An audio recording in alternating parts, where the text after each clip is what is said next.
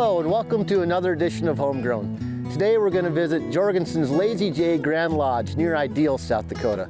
Come ride along with us as we learn more about their world-class pheasant hunting operation and agritourism in South Dakota.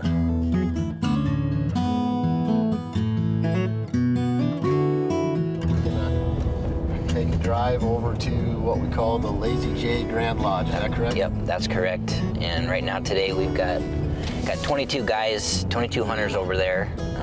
They're starting off their 3-day hunt with us. And they're gonna hunt all day long. We've got 2 hunting preserves on our property, one over by the lodge and then one here. Okay. It makes up about a total of about 5,000 acres of land that we've got preserves on. And we've been doing pheasant hunts for a lot of years. Cody started doing it probably in the late 90s. And you know, if you're familiar with our area, we had a lot of wild pheasants, and we still do have quite a few wild pheasants, but in the late 90s through the 2000s, I mean, we had tons and tons and tons of wild pheasants. So he stood up this business of like a day hunt business where guys just drive in and they pay, you know, a fee, and he'd take them out and guide them on our property.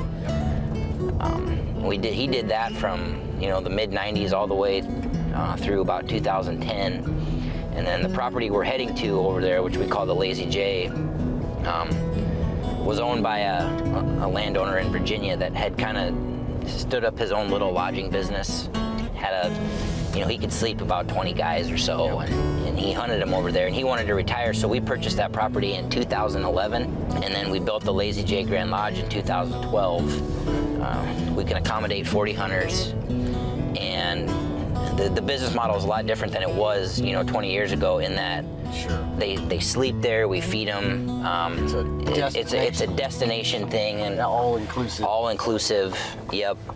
And for the first 5 or 6 years, we operated on wholly wild pheasants. And if you're familiar with kind of that whole deal in the state, pheasant numbers are just decreasing. Wild pheasant numbers are just decreasing in South Dakota. And that fluctuates a lot too. Yeah, it fluctuates a lot. They were pretty good in the 2008 through 2012, and since then they've not been enough where we could sustainably run a lodging business. Right? It would be terrible on what remains of the wild population. So we started operating a preserve just so we could preserve the wild birds that we do have. You can only shoot the amount that you release. That's how it works. So you're going to at least be a net zero. You're a net zero, and honestly, the way it generally works for us is we only shoot about 60% of what we release. So we're putting pheasants out, into that ecosystem.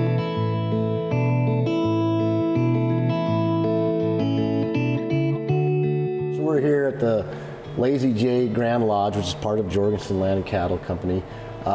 This is pretty awesome. Tell us a little bit more about just this lodge. Yeah, once again, we're really proud of this facility. It's been here since 2012, so we're actually in our 10th year of operation here. This is the great room. This is kind of the place where all down here and then upstairs as well, kind of where everyone can gather, right? And get together after the hunt or before the hunt. Over here is the dining room. Once again, it's all inclusive, so we provide all the meals. We've got a kitchen back there, a chef on staff that does a really good job for us. So, we can feed easily the 40 people that are here, and actually we'll do Christmas parties and stuff with well over 100 people. So you can make this kind of a community gathering place as well. Yep. Yeah. So, the primary business here is guided pheasant hunting, but we do weddings, family reunions, corporate events, all that kind of stuff here. So do you guys, during the hunting season, do you have different parties come in, or is it kind of one party reserves? It'll be different parties, yeah. And they can all kind of come down here together? We'll kind of run a span of, you'll get a group of guys that's just maybe 2 people, like a dad and son that come in, all the way up to one group that's 40 people, right? A lot of corporate groups that'll bring in and fill the whole lodge. Cool. So we'll take the whole spectrum. And then you guys have various guides take them out and show them where to go and hunt with them every day? Yeah, so we generally hunt in 2 groups. So actually today when we go out and you guys see them hunting, Cody Jorgensen, our partner and my cousin, is one that he does spends quite a bit of time guiding. We've got couple employees on staff that help out, and then we'll contract it out, you know, a little bit. It generally takes about 4 guides to take those 2 groups out. Seems to me like Cody kind of drew the good straw. You have to stay inside, do all the financial stuff, and he gets to go hunting. Well, I can tell you from experience that job is it's not hunting. It's not all roses. No, I mean you're a glorified bird dog with 2 legs instead of 4 out there.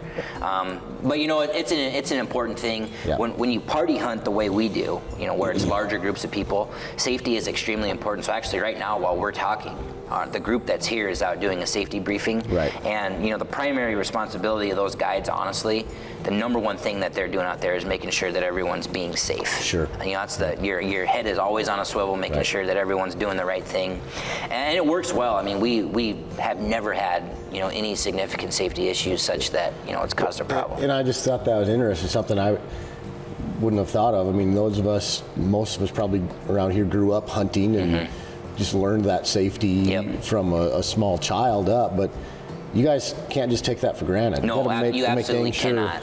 And so, you know, like I told you on our way over here, we do a safety briefing on the first day. Our general package is a 3-day hunt, right? So the first day we do a big safety briefing, and then we've actually started doing just a recap every day, just to remind everyone, you know, those points around safety.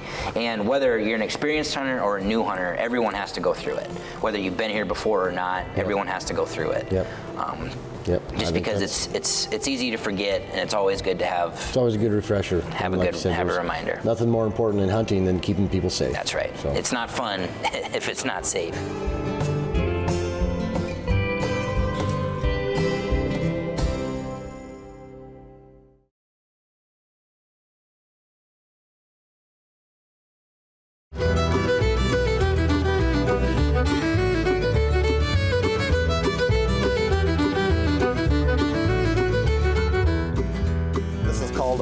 A normal drive here, and these guys are what we call the walkers, and then you see the guys on the left and the right up there, those are flankers. Okay. And so what we're trying to do is contain everything. We'll push everything to the end, because these birds are just going to run to the end.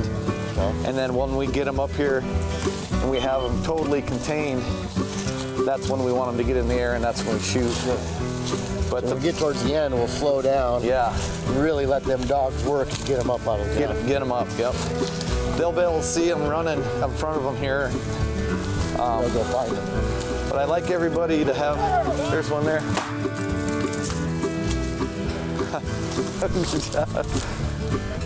There's when we get to walk again, I'll show you how everyone's holding their gun safe. I like to have them holding a gun like this, not like this, because when we get at the end and we got everything surrounded, I can't have everybody flashing their barrel like this at everybody. I need it up, yeah. So that's part of the safety. So that gun barrel is never pointing at someone. No, it should never be. No. Never be. Never. Yep. And so if we look here, all these barrels are up. Yep. Pretty well straight up. And even shooting, I hear them calling out low.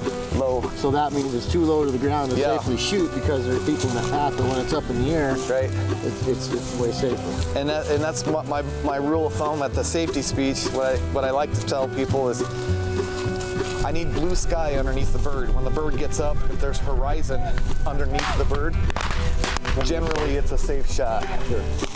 If there's not horizon underneath of it, you know, you're potentially shooting at somebody. There's a good example. So you were... Shoot them high! Shoot them high! Yeah, you can see now in the distance our blockers are going to be above these guys. So, hey guys, the blockers are going to be above you, so make sure you get these shots elevated, okay? Let the birds get up.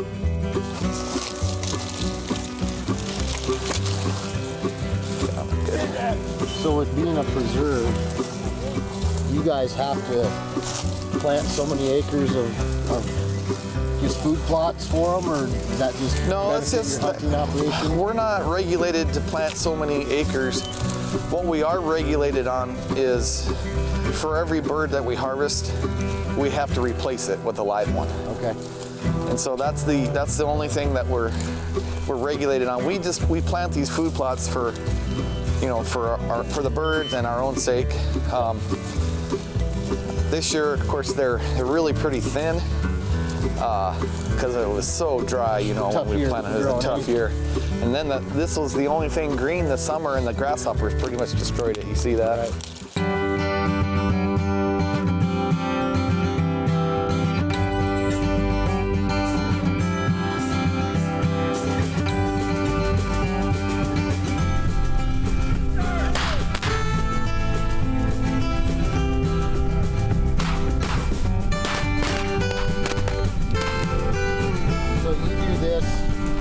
All fall.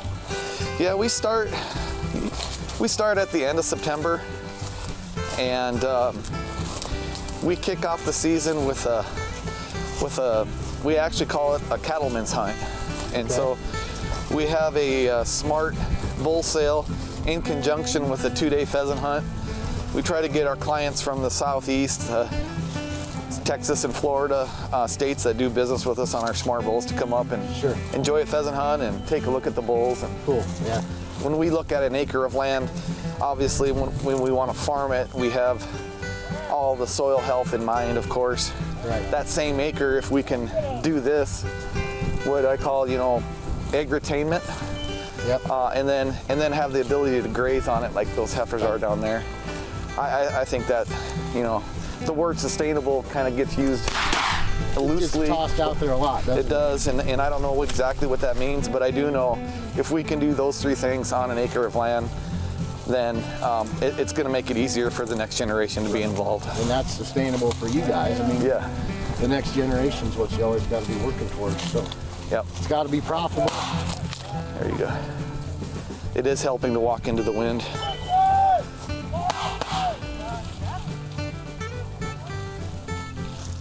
Outstanding. One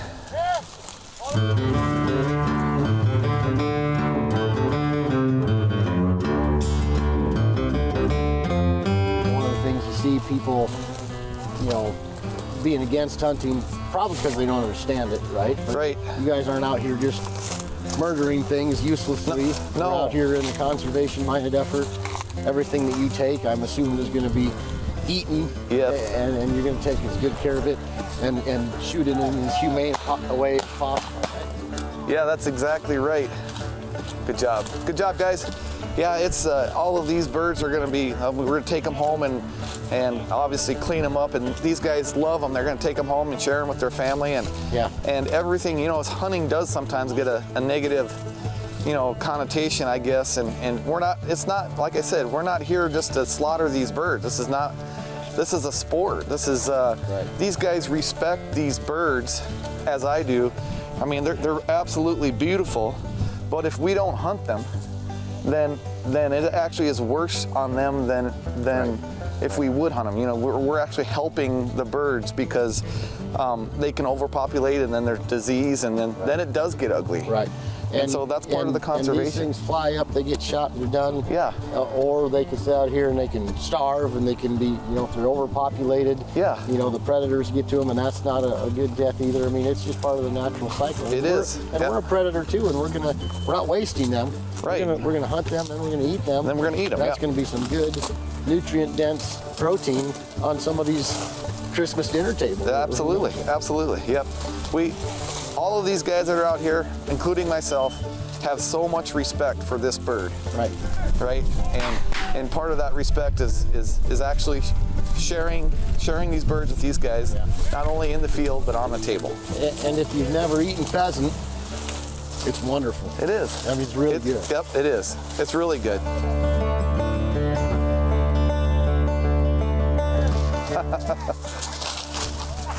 This is a good flush. See what we did there, you guys? We actually pushed them to the very end, and now we have them surrounded.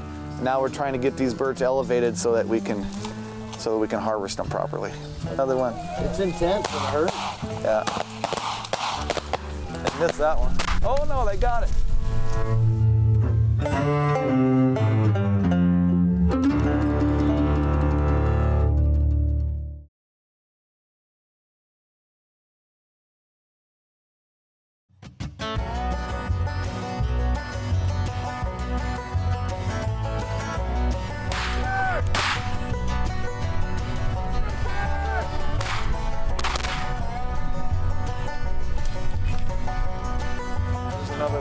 Shoot it high. There you go.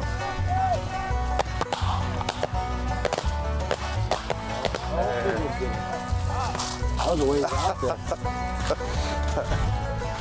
Oh boy.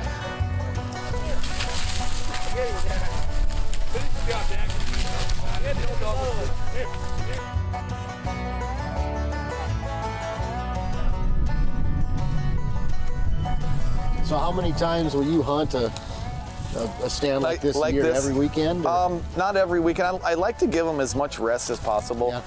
Yeah. And it depends a lot on weather, and it also depends on whether the neighbor is hunting. Sure. Because they, we kind of are pushing birds around each other, and if they hunt, they'll push birds back on us, and it helps. But 10 days generally is what I'd like to try to do. At least a week to 10 days. Yeah. Because even though we walk this, I'm sure there's still some birds back in. Yeah, a lot of times, even with this amount of guys, a lot of times we'll just walk over birds. They're like I said, the best defense for these guys is to not fly, and they know it. And the real smart birds will just duck and hunker down and hide. Yep. And that's okay.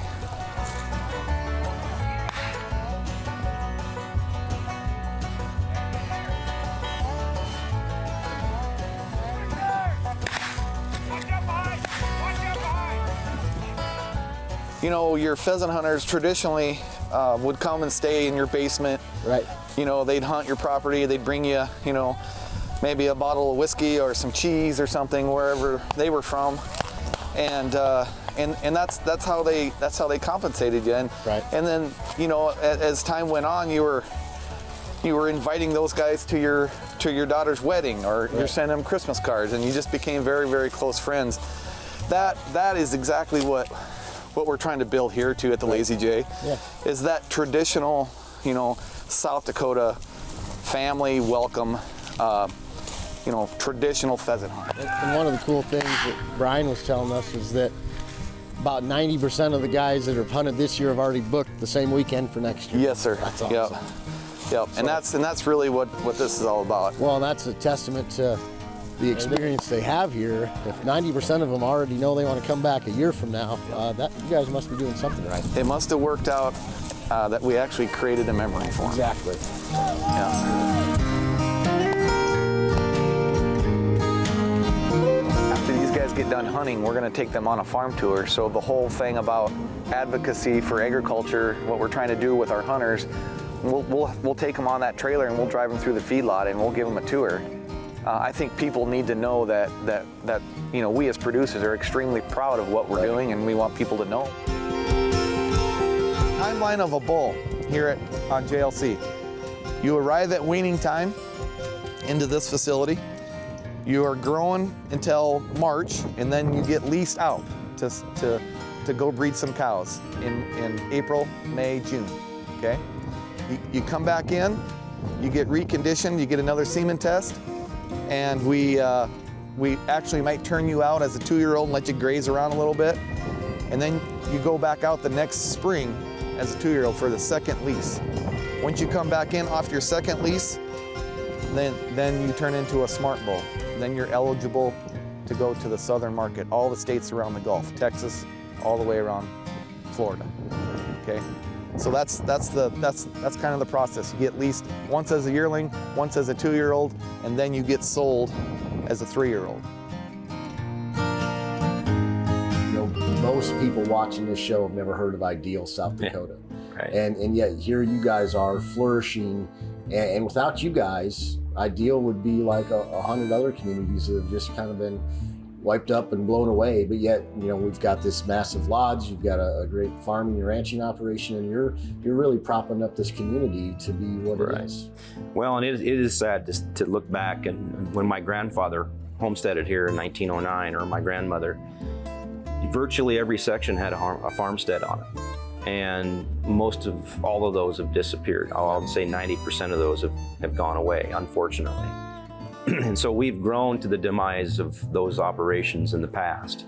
And I can say that in a good way or in a bad way, but we've, I guess, through practices and management, we've been able to grow.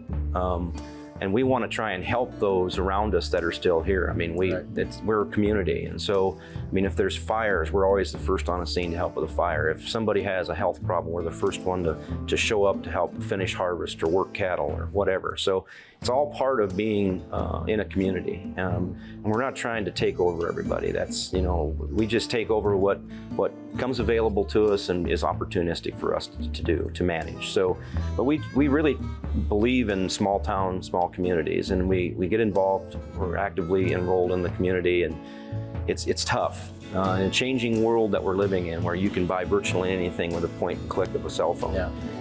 It's tough, and so we have to learn to adapt to that and try and figure out how to bring small town back to life. Right, and then try to add value to these small communities.